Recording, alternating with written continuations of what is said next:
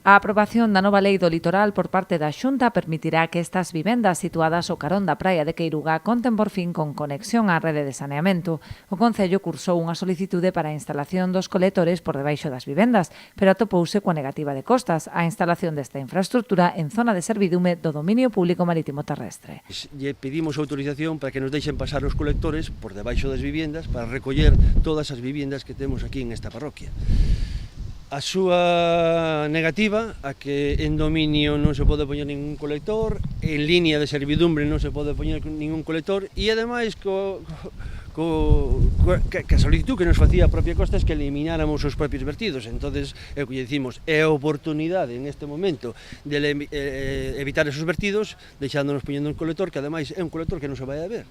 É un tubo enterrado que ademais o único que vai a facer é recoller o saneamento destas parroquias, destas viviendas que ademais teñen pozos negros, nin fosas sépticas teñen, que teñen pozos negros que ademais é o que nos dicían os veciños, que estaban esperando a que chegaba o saneamento de Queiruga para xa eliminar os pozos negros e non facer a inversión de meter unha fosa séptica estanca, non?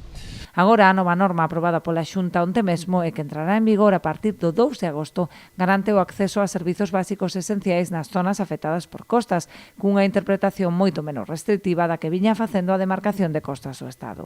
E a Xunta de Galicia o que fixo foi marcar prioridades e actuacións estratégicas en dominio público marítimo terrestre, pero tamén na zona de servidumbre. Dentro desas actuacións estratégicas, por suposto, están servicios esenciais. Un servicio esencial para un veciño que leva toda a vida vivindo nunha parroquia, pero que está afectada en certa medida por dominio público marítimo terrestre, ten que ser pois, o saneamento e, por outro lado, tamén ter auga potable.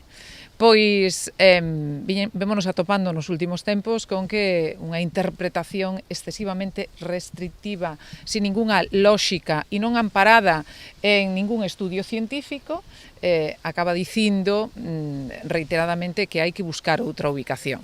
O alcalde sonense agradeceu o labor da Xunta que suporá un importante beneficio para un concello como Porto do Son, con case 30 km de costa. Luís Oujo lembrou que hai pouco tiveron que asumir unha actuación moito máis custosa e afectando ás fincas dos veciños pola negativa de costas a autorizar a instalación de colectores ao carón da praia da Hornanda. Tampouco tiveron autorización para a construción nesta zona dunha senda peonil financiada pola Dirección Xeral de Turismo.